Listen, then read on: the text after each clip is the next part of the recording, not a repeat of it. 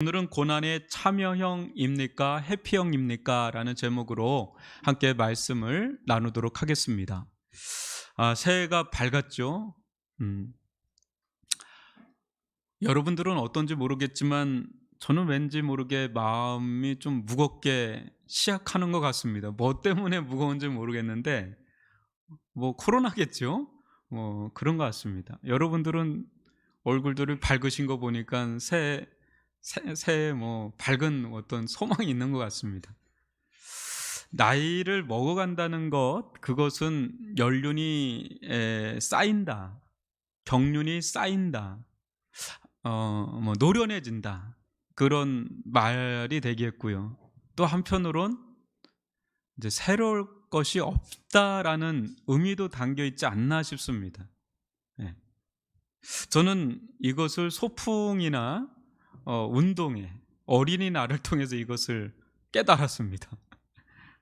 어느 순간부터 이 소풍, 어린이날 하면 되게 설레잖아요. 이게 막 이렇게 감흥도 있고 막 그런데 어느 순간부터 없는 거예요. 제가 이제 좀 큰 거죠. 그럴 대상이 또 아니고 또 알 만큼 알 나이가 된 거예요. 산타크로스는 없었구나, 뭐 이런 거죠. 그러면서 이제 새로울 것이 없는 거죠. 뭐 새로울 것이 없는 겁니다. 김밥이야 김밥집 가면 되는 거고 뭐 이런 거죠.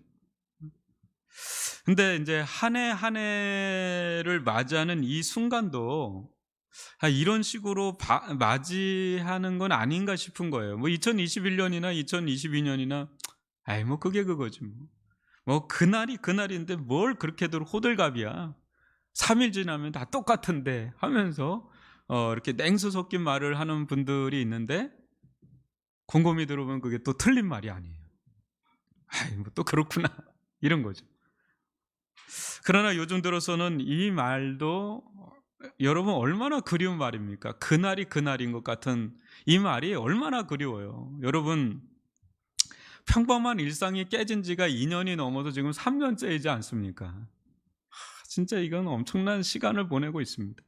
흔한 그 일상 있잖아요. 편하면 그냥 마스크 안 쓰고 그냥 카페 가서 차 한잔하고 그냥 한강 나들목 좀 걷고 뭐 사람들하고 깔깔깔 거리고 그냥 이게 일상인데 이게 언제 회복될런지 정말 이게 우리는 지금 학소고대하고 있습니다. 지금 한편 그날이 그날 같은 세상이라고 그러지만 여러분 얼마나 지금 거대하게 변해가고 있는지 몰라요. 지금 변화의 최일선에 계신 분들이 있거든요. 직장 다니시는 분들 보면 이게요, 이 변화의 유속이 상당히 빠릅니다. 지금 엄청 빠릅니다. 예측할 수 없는 초예측의 시대라고 하죠. 근데 여기에 변수까지 등장을 하는 시대입니다. 여러분 마블 영화 보시나요? 뭐 스파이더맨 나오고 그러잖아요. 이런 SF 영화를 보면 히어로가 나오죠. 근데 이게 재밌으려면 히어로 못지않은 악당이 나와야 돼요. 그걸 보통 빌런이라고 그러죠. 강력한 빌런. 이 세상살이에도 인생을 가로막는 강력한 빌런들이 등장합니다. 때 아닌. 여러분 그 대표적으로 코로나19가 그거 아니겠어요? 누가 뭐 예측이나 했겠습니까? 이게 나타나리라고는. 근데 뭐 정신을 못 차리겠어요. 그죠? 강력한 빌런들이 있죠. 여러분 이런 시대 속에 우리는 두 가지 큰 난제를 가지고 살아갑니다. 하나는 120에서 140세에 달하는 긴 수명이고, 여러분들 애기들 있죠? 3살, 2살 애들, 4살. 걔네들은 140세라고 그러던데요. 앞으로 살아갈라니. 또 다른 하나는 점점 짧아지는 은퇴 시기에, 아마 50대 중반 이후 그 정도 되면 이제 은퇴를 해야 될 거예요. 사회적 은퇴를.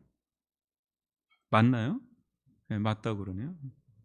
이때 가장 큰 골칫거리가 무엇이겠습니까? 죽고 싶어도 죽을 수 없다 그러잖아요.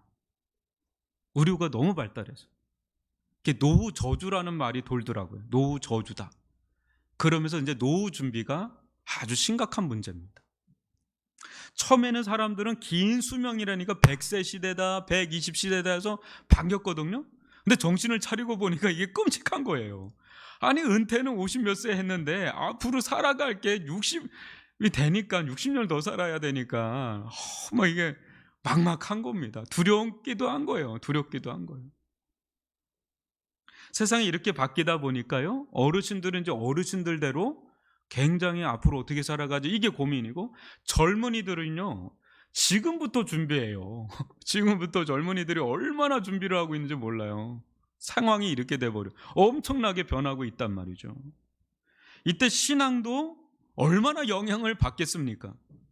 안정적이고 건강한 노후 준비뿐 아니라 신앙적으로도 노후 준비를 잘 해야 되는 그런 때예요. 뭐 치매다, 알츠하이머다, 뭐 이거 뭐 오래 산다고 능사가 아닐 정도로 너무너무 지금 많은 일들이 일어나고 있어요. 코로나로 우리는 막연하게 생각해 오던 이 각종 인생의 이 빌런 같은 그런 위기 상황들이 확 다가왔잖아요. 여기서 직감적으로 우리가 엄청난 수업료와 에너지를 쏟아가면서 지금 뉴 노멀의 새로운 시대에 굉장한 적응을 지금 준비를 영육간에 하고 있는 중에 있어요. 여러분 영육간에 준비하고 계십니까 여러분? 아멘 몇 살 안 나오는데 준비하셔야 돼요. 가만히 있다가 하는 거는 안 돼요. 이거 준비하셔야 된다고요. 오늘 빌립보서를 마지막으로 살펴보면서 이 세상 한복판에서 어떻게 살아가는 것이 가장 지혜롭게 잘 살아가는 것인지 깨닫는 복된 시간이 되기를 주님의 이름으로 축원합니다. 여러분 14절을 같이 한번 읽어보겠습니다. 시작. 그러나 너희가 내 괴로움에 함께 참여하였으니 잘하였도다. 아멘. 사도 바울은 처음 빌립보서를 시작할 때도 빌립보 성도들을 향해서 감사하며 칭찬했지만 이 마지막에 와서도 어때요? 감사하고 칭찬함으로 마무리를 짓습니다. 빌립보 성도들이 두고두고 칭찬받을 만한 만큼의 잘한 것, 그게 뭘까요? 그거는 그 힘든 시기에 끝까지 함께 한 거예요. 고난에 참여해 준 거, 사도 바울의 고난에 함께 참여해 준 거, 그게 너무 칭찬받을 일이라는 거죠. 14절을 보다 정확히 번역하면 이렇습니다. 그러나 여러분들이 나의 고난에 동참한 것은 뭐라고요? 참 잘한 것입니다. 그 도장 꽝 찍어준 거죠. 참 잘했습니다. 이렇게 꽝 찍어준 거죠. 사람이 그렇잖아요. 좋은 일, 되는 일, 또 즐거운 일, 뭐 이런 일에는 함께 하는 게 쉬워요. 그렇죠? 근데 고된 일, 어려운 일, 안 되는 일, 힘든 일, 그 일에 끝까지 함께 하는 거, 여러분 그거 쉽지 않습니다. 고난 잘못 엮이면 어떻게 돼요? 같이 그냥 물귀신 작전처럼 불구덩이에 같이 들어가서 같이 생고생 막 하는 거거든요. 이거 쉬운 게 아닙니다. 고난에 동참한다는 거. 이 빌립보 성도들은 사도 바울을 통해서 예수의 막 복음 사역이 막 잘 될 때 그때도 함께 했지만 지금 이렇게 감옥에 갇혀서 오늘 내일하는 이런 상황에서도 끝까지 함께한 그런 아주 소중한 사람들이었다는 거죠. 이것이 사도 바울이 얼마나 감사한지, 또 이것이 얼마나 잘한 것인지 아주 두고두고 지금 칭찬하고 있는 모습을 보여줍니다. 여러분, 예수님을 향한 신실한 믿음, 변함없는 믿음 없으면 이렇게 못합니다. 믿음이 진짜 중요한 거예요. 믿음. 몇 주 전쯤 되었을까요? 오래전 저와 함께 사역하였던 여 전사님께서 은퇴하셨다는 그런 소식을 들었습니다.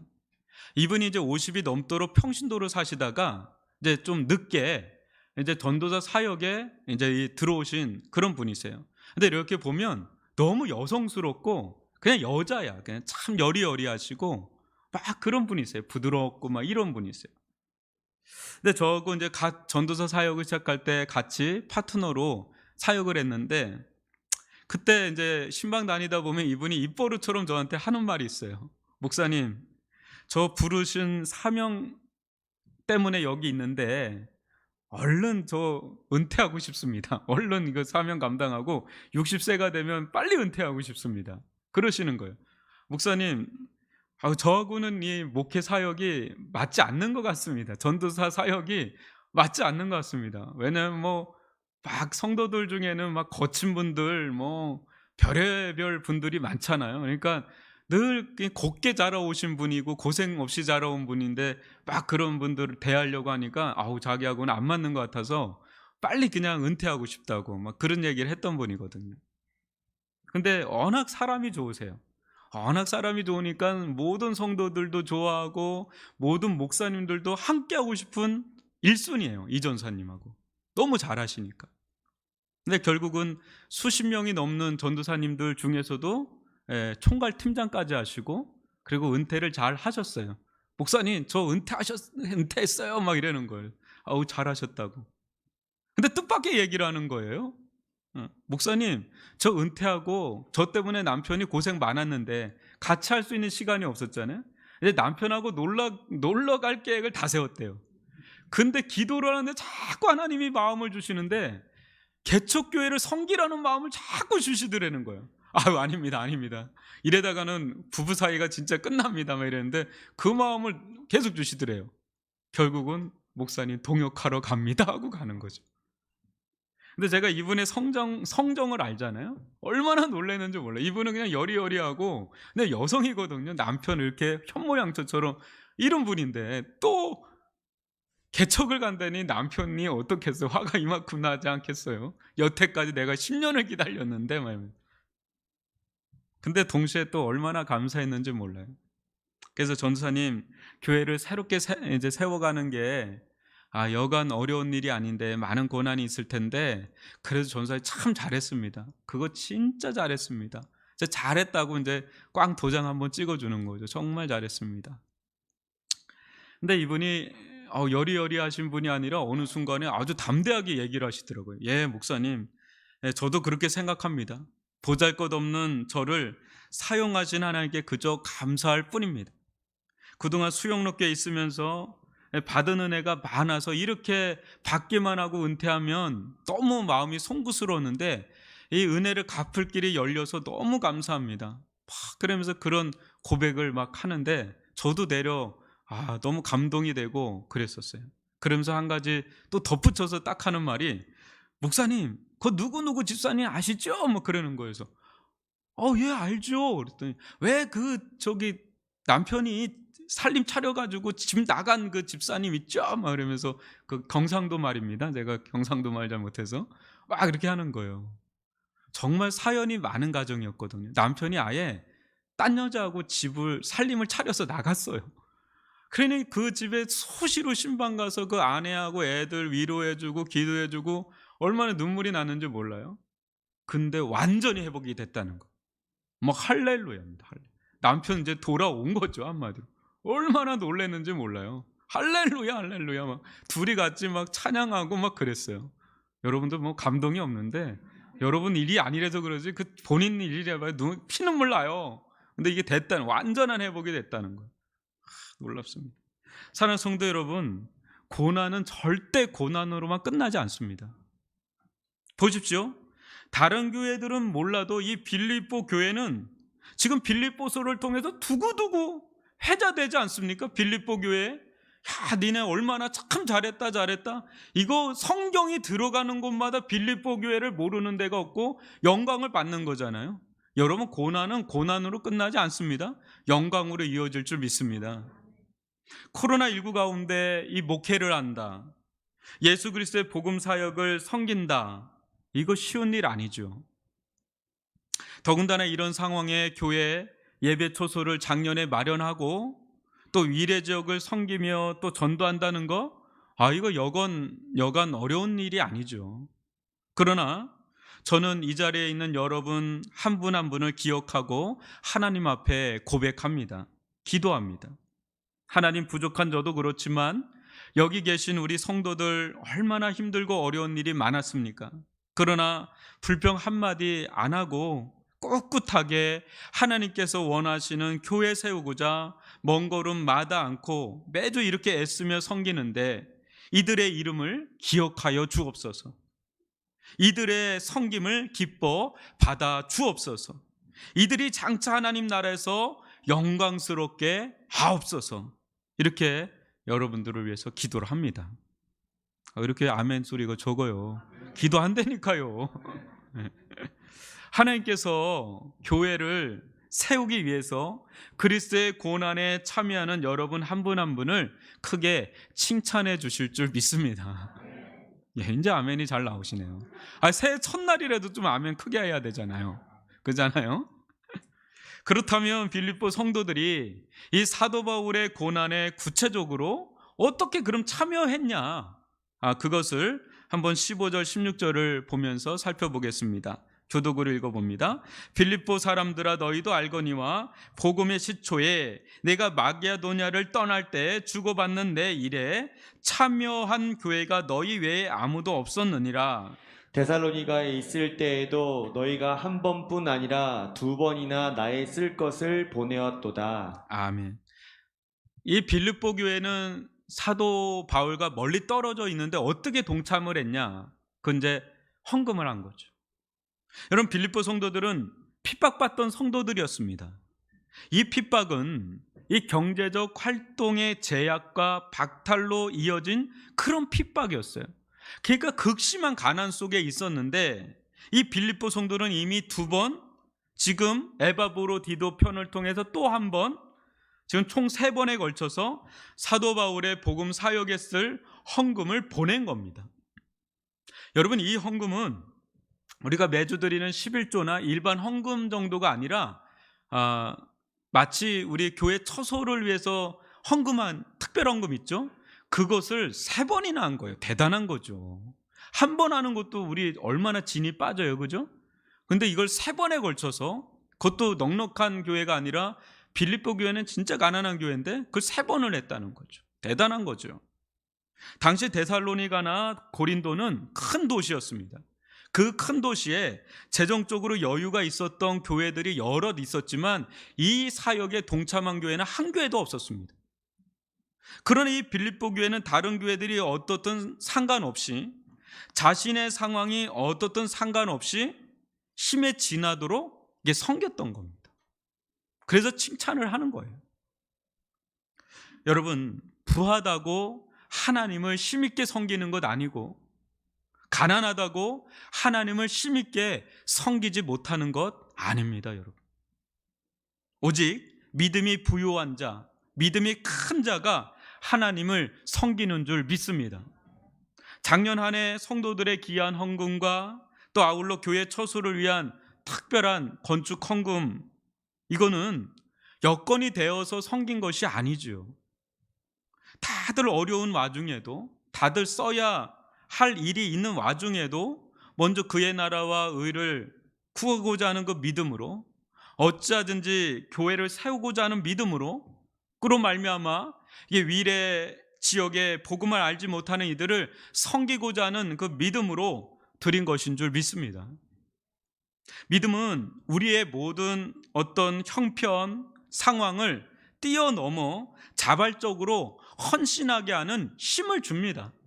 그래서 무기명으로 그냥 열어놓고 했는데 목사님 내 마음에 막 이런 마음이 와서 이거 쟁겨놓고 준비한 거 이거 이때 써야 되는 거라고 주시네요 하고 막 바치고 드리고, 어떤 사람은 은 드리고 자기 청약저축 깨고 드리고 이런 일들이 작년에 얼마나 많은지 감동이었어요. 매주 눈물을 흘렸어요. 그게 믿음이죠, 믿음. 형편이나 상황을 보면 못하는데 이 믿음이 있으니까 그게 이제 되는 거죠. 여러분, 이 믿음이 해가 지나면 지날수록 더욱더 업그레이드 되어서 믿음의 큰 용사들로 굳게 서시기를 주님의 이름으로 축원합니다. 2021년도보다는 22년, 23년 해가 갈수록 여러분들의 믿음이 크게 성장할 수 있기를 주님의 이름으로 축복합니다. 이렇게 충실하고 신실한 이 믿음의 공동체였던 이 빌립보 공동체를 향한 사도 바울의 이제 하답이 있을 거 아니겠어요? 하답이 무엇인지 17절로 18절을 교독으로 또 읽어봅니다. 내가 선물을 구함이 아니요 오직 너희에게 유익하도록 풍성한 열매를 구함이라. 내게는 모든 것이 있고 또 풍부한지라 에바브로디도 편에 너희가 준 것을 받음으로 내가 풍족하니 이는 받으실 만한 향기로운 제물이요 하나님을 기쁘시게 한 것이라. 아멘. 좀 여러분 이 말씀을 보면 해석하기가 어려워요. 특히 17절 한번 다시 보세요. 이게 쉽지가 않아요, 이 구절이. 근데 이 구절을 좀 자세히 풀어주면 이렇습니다. 내가 여러분들이 나에게 적어도 3차례나 헌금을 보내준 것을 잘했다고 하는 것은 앞으로도 더 보내달라는 뜻에서 하는 말이 아닙니다. 여러분들의 헌금이 최후의 심판 때에 큰 열매를 맺은 것으로 드러나 하나님으로부터 크게 칭찬을 받게 되기를 바라는 뜻에서 한 말입니다. 이게 17절의 정확한 표현이에요. 18절도요. 보다 자세히 번역하면 이렇습니다. 내가 이 모든 것을 제대로 받았습니다. 넘치게 받았습니다. 내가 에바브로디도 편에 보내주신 여러분의 선물들, 헌금이거든요. 선물들, 그것은 향기로운 제물이요 하나님께서 받으실 만하고 기쁨을 드릴 제물을 받아서 풍성하게 되었습니다. 이게 정확한 번역입니다. 좀 이해가 가죠? 조금 더 이해가 좀 가죠. 사도 바울은 이 모든 헌금을 인간적인 물질의 주고받음으로 전락시키지 않았습니다. 오히려 그렇게 될까봐, 혹여나 그렇게 될까봐 경계하고 있는 거죠. 성도들이 헌금을 드리는 이유는 다른 데 있지 않습니다. 절대적으로 하나님께 드리는 것입니다. 물론 헌금이 쓰이는 용도는 우리 눈에 보이는 곳에 쓰이지만 그 중심은 단순히 교회 조직이나 사람에게 드리는 것이 아니죠.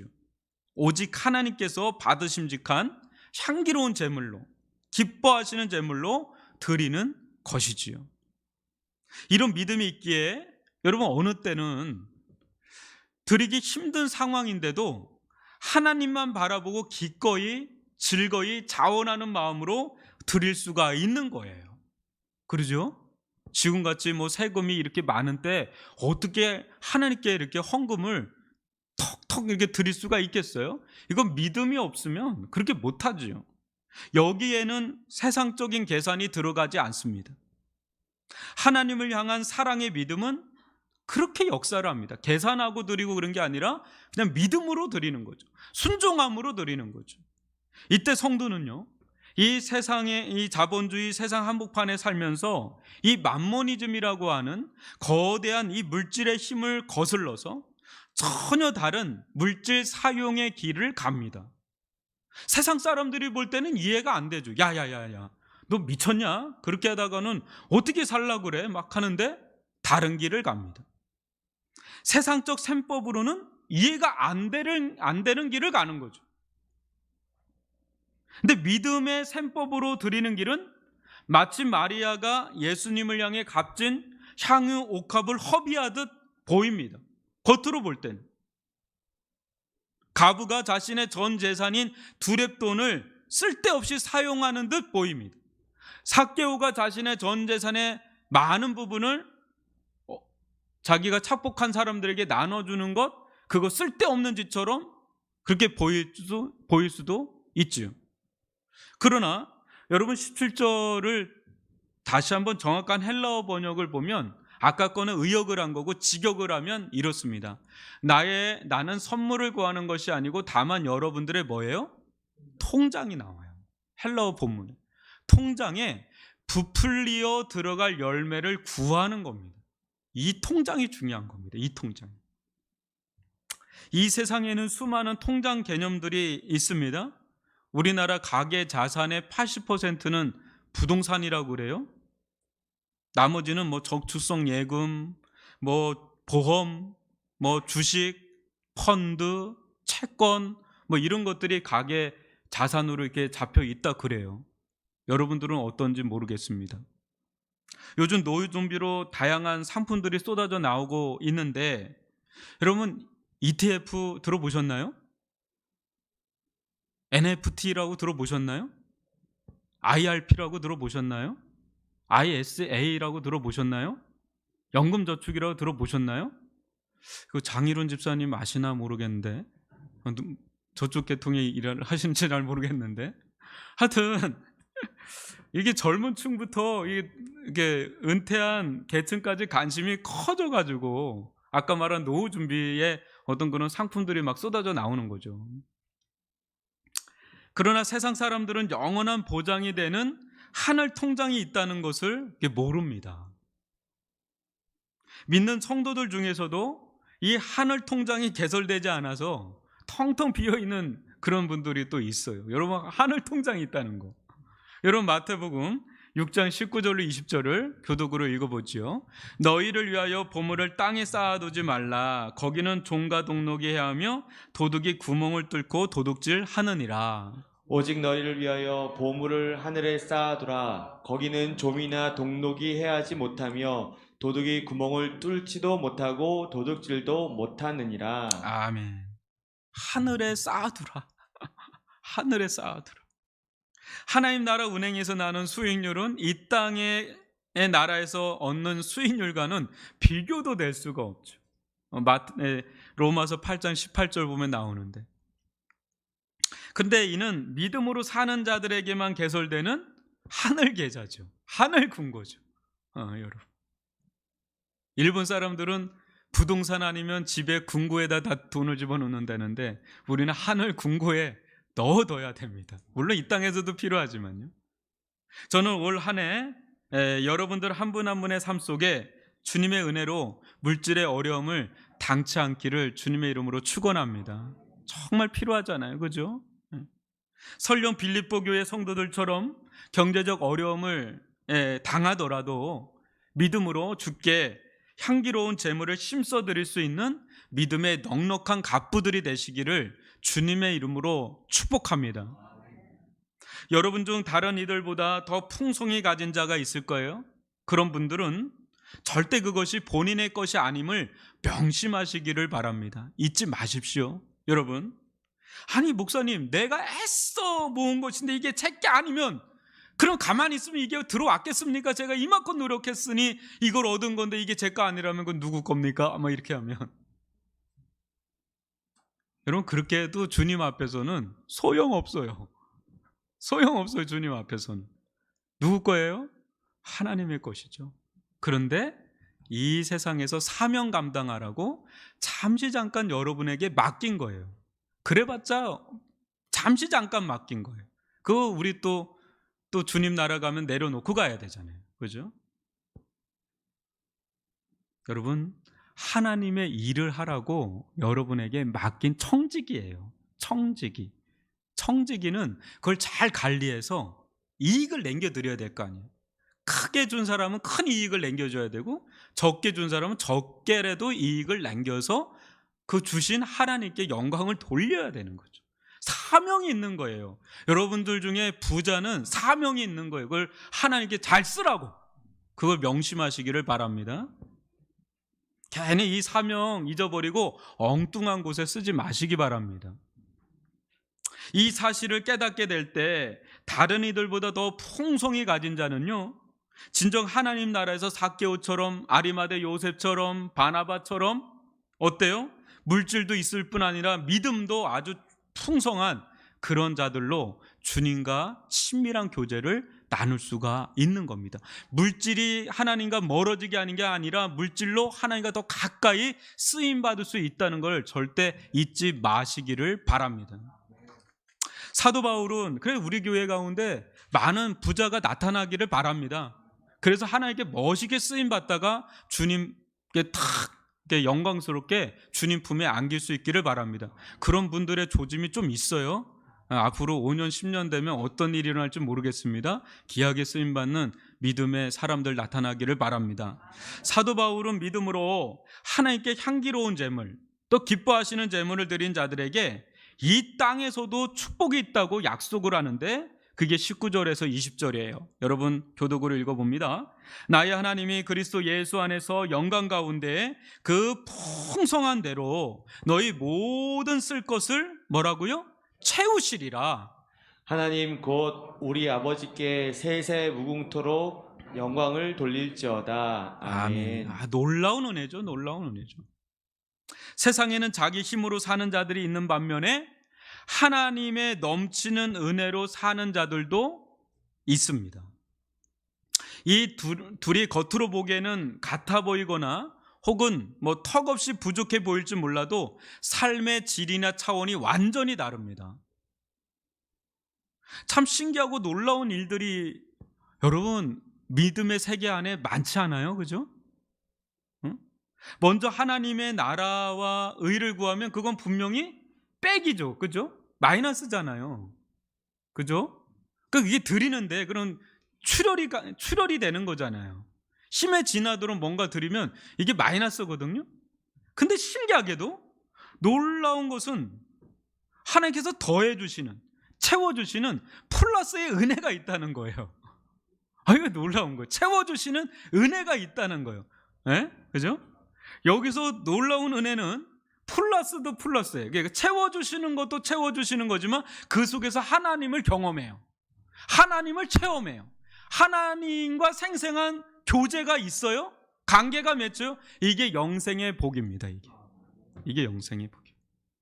예, 부끄럽지만 뭐 저희 가정을 예로 좀 들어보겠습니다. 추수감사절이 가까이 오거나 크리스마스 때가 오면 이렇게 마음에 주님께 예물을 드려야지 이런 마음을 품게 됩니다. 액수를 마음에 여러분들도 그렇지만 저희 가정도 이 정도를 좀 드려야 되겠다 이렇게 합니다.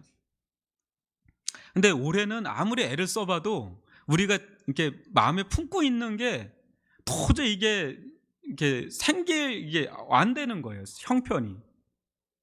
그래서 기도를 하는 거죠. 하나님 이거 어떻게 합니까? 이렇게 하는데 신기한 게 뭐냐면 이렇게 이런 마음을 품고 기도할 때 전혀 우리 교회뿐이 아닙니다. 전혀 생각지도 못한 분이 100만 원을 주시면서 목사님 옷에 입으시라고 하시는 거예요. 그냥 실질적인 부끄럽지만 속살을 드러내는 거예요. 하는 거예요. 그러면 그 마음을 받고 그대로 그걸 드리는 겁니다. 왜냐하면 우리가 생각했던 액수고 이렇게 주신 거예요. 크리스마스가 다가오는데 또 없어요. 근데 우리가 생각한 게 있는데 어떤 성도가 우리 교회뿐이 아니에요. 또 전화 오더니 50만 원을 송금해 오면서 목사님 이거 아이들 학원비나 보태서 쓰시죠 하는데 죄송하지만 그거 마음으로만 받고 그것도 드리고 왜냐면 우리가 생각했던 액수하고 똑같았어요 그게. 그러니까 이게 뭐 다른 분들은 어떨지 몰라도 우리는 그게 신기하고 놀라운 거예요. 뭐 100만 원 50만 원 뭐 큰돈이야 그랬지 몰라도 우리로서는 그게 너무 놀라운 겁니다. 근데 이런 일들이 너무 세세하게 섬세한 하나님의 손길을 저희 가정은 이렇게 체험하는 거예요. 여러분들도 그런 체험 있죠? 다들 있는 거 얘기하는 거예요. 근데 신기한 거는 그 옷은 안 사 입었잖아요. 근데 누가 옷을 선물로 보내온 거예요. 목사님 사이즈가 뭐예요? 그랬더니 그 보내오신 거예요. 여기 계세요. 죄송하지만 너무 감사해요. 저는 너무 놀라운 거예요. 이게 어떻게 보면 뭐 작은 일인데 그 참 소소한 은혜가 있습니다. 이게 믿음으로 사는 사람들 하나님께 다 드리고자 하는 삶 속에는 이런 소소한 은혜들이 있어요. 근데 이게 저만 있는 게 아니라 여러분들 가정, 여러분들 생업의 현장 가운데 이런 일들이 크고 작게 많이 있지 않습니까? 작년 한 해도 이런 은혜를 누린 분들 많이 계시잖아요. 이렇게 했더니 이런 은혜를 주셨다 막 이런 거 아마 간증거리 저뿐 아니라 다 있는 거를 얘기를 하는 겁니다. 이제 그거죠. 진짜 이런 게 은혜 아닙니까? 그죠? 풍족하진 않아요. 그렇다고 부족하지도 않습니다. 여러분 드릴 것이 있음에 감사하고 또 무엇보다 작은 일들 하나하나에 하나님의 세밀하고 놀라운 손길을 발견할 때 이런 게 이제 은혜가 되는 거죠.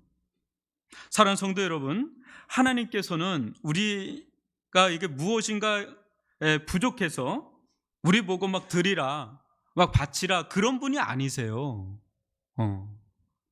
하나님께서는 빌립보 성도들이나 우리를 공궁한 지경이나 궁핍함에 이렇게 빠뜨리려고 막 드리라 바치라 그거 박박 긁어서 드리라 그런 분 아니시라, 그런 째째한 분 아니시라는 거죠. 하나님께서는 우리 삶이 영육간에 풍성한 삶이 되시기를 원하십니다. 채워주시는 하나님이세요.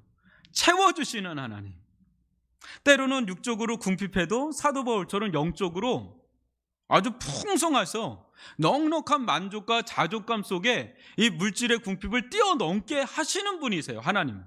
그리고 때로는 어때요? 전혀 길이 안 나오는데, 전혀 예상할 수 없는데도 하나님께서 길을 여시고 부어주시고 은혜를 주시는, 그런 채워주시는 은혜를 베푸시는 하나님이신 줄 믿습니다. 갑자기 승급할 때가 아닌데 승급을 해버리네. 갑자기 연봉이 올라버리네. 여러분, 그런 일들 막 일어나요. 먼저 그의 나라와 그의 의를 구하면 더 채우시는 하나님의 은혜가 있단 말이죠. 사랑하는 성도 여러분, 스스로 조금 부족하게 살아보도록 해보십시오. 조금 부족하도록. 그래야 채워주시는 하나님의 은혜를 누리는 길이 열릴 것입니다. 여러분, 이 컵에 물이 가득 차면 채울 필요가 있어요? 아니잖아요? 좀 없어야 여기 채워야 되잖아요? 스스로의 힘으로 내 인생을 가득 채우려고 하는 사람에게는 하나님이 채울 일이 없는 거예요. 왜? 이미 채워져 있으니까. 그런데 나에게 있는 것들을 거룩한 유통자가 돼서 흘려보내는 거예요. 먼저 하나님의 나라와 의를 위해서 흘려보내고, 가난한 이웃을 위해서, 어려운 이웃을 위해서 긍휼과 자비의 마음을 품고 흘려보내고 해서 다운되면 뭐예요? 하나님이 채워주시는 은혜. 그때 채워주는 것만 기쁜 게 아니라 채워주시는 하나님을 소유하게 된다는 거예요. 하나님을 알게 되고 하나님을 소유하는 게 가장 큰 축복인 줄 믿습니다. 하나님이 상급이라고 그러잖아요. 하나님이 상급이라고. 하나님을 많이 소유하는 자, 예수 그리스도를 많이 소유하는 성도들이 되기를 바랍니다. 그게 진짜 믿음의 갑부들이에요.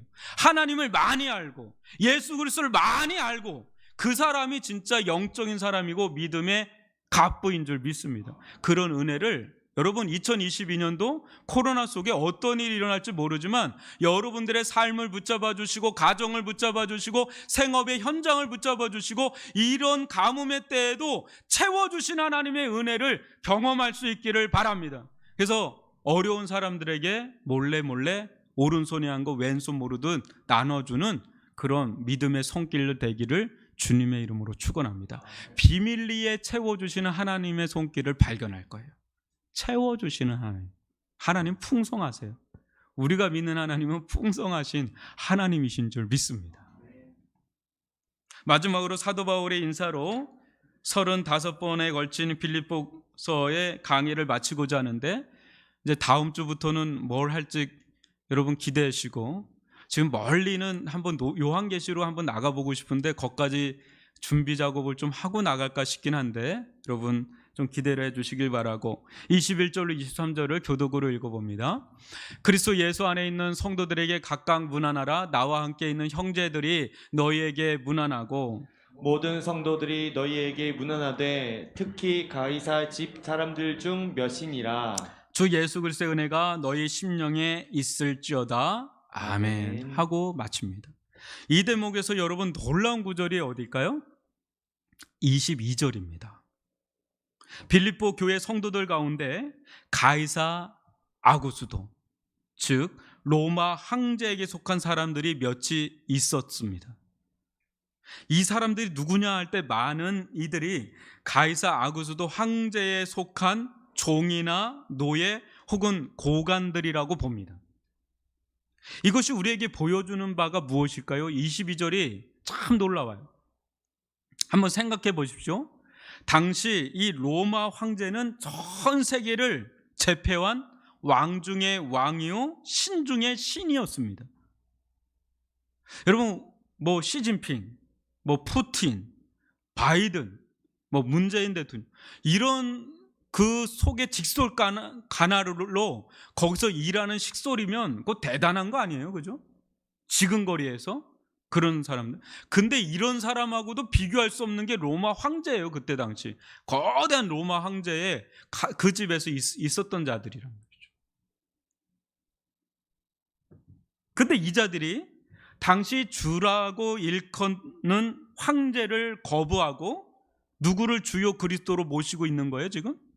그 집에, 가이사 아구스도 황제 집에 있으면서 누구를 주로 모시고 있어요? 예수 그리스도잖아요. 근데 지금이야 우리가 예수 그리스도를 막 이렇게 바라보지만 그때 당시 예수는 유대라고 하는 조그마한 나라에 십자가에 못 박혀 33살에 죽은 유대 청년이에요. 그런 아주 보잘것없는 유대 청년을 이 로마 황제보다 더 대단한 실질적인 주요 그리스도라고 고백한다? 이거는 여러분 보통 일이 아니죠. 보통 일이 아니죠. 여러분, 이 사람들은 가이사 아구스도를 지근거리에서 보면 볼수록 처음엔 놀랬죠. 근데 로마 황제를 알면 알수록 볼 게 없는 거예요. 알고 보면 그 자리에 있어서 대단한데 실질적으로 그 사람 자체만 보면 볼 거에 없는 거예요. 자기하고 똑같은 거예요. 근데 이 나사렛 예수는 알면 알수록 그 앞에 무릎을 꿇지 않을 수 없는, 경배하지 않을 수가 없는, 않을 수 없는 그런 그리스도가 되는 것을 본 거죠. 깨달은 거죠. 그러니까 가이사의 집에서도 누구를 주로 모셔요? 예수를 주로 모시는 거죠. 그렇습니다. 우리가 믿는 예수님은 우리가 속한 나라의 수장보다, 또 세상을 호령하듯 지락펴락하는 그 어떤 세상의 수장보다 뛰어난 진정한 세상 통치자요, 하늘과 땅을 다스리고 지배하고 역사하는 만왕의 왕요 만주의 주이신 줄 믿습니다. 우리가 이 예수님을 알면 알수록 예수님을 경배하지가 않을 수가 없고, 예수님 앞에 무릎을 꿇지 않을 수가 없고, 예수님께 순종하며 따르지 않을 수가 없는 겁니다. 예수님만이 유일하신 우리의 주요 그리스도이십니다. 주인이십니다. 진정한 왕이십니다. 고백하게 되는 거죠. 그러므로 여러분이 어디에 속해 있던 그곳의 최고 주권자요 결정자는 직장 상사나 사장이 아닙니다. 예수 그리스도임을 절대 잊지 마십시오. 당장에는 내 위에 있는 사람이 나를 어떻게 하는 것 같지만 궁극적으로는 누가 나를 붙잡고 이끌어가는 거예요? 예수 그리스도, 그분 손에 있는 줄 믿습니다. 예수 그리스도는 절대 여러분을 떠나지 않습니다. 예수 그리스도는 여러분과 함께하기를 기뻐하십니다. 예수님의 집은 가이사 아구스도 황제의 집과는 비교할 수 없는 영광스러운, 측량할 수 없는 풍성한 집인 줄을 알고 이 예수님 앞에 담대히 나아갈 수 있기를 바랍니다. 코로나19 또한 주님의 손에 있는 줄 믿습니다. 주님께서 이 모든 것을 사용하사 하시고자 하는 일들이 있을 것이고, 지금 그 일들을 진행할 것이고, 어느 때가 되면 누군가를 통해서 코로나19를 다 걷어 가시고 일상으로 회복시켜 주실 줄 믿습니다. 우리는 다만 두렵고 떨림으로 주의 구원의 날을 기다리며 사모하며 언제나 신실하게, 진실하게, 순전하게 예수님을 따르는 주의 제자들로 굳게 서나갈 수 있기를 바라고, 마침내 승리하는 예수님 앞에 담대하게 설 수 있기를 주님의 이름으로 축원합니다.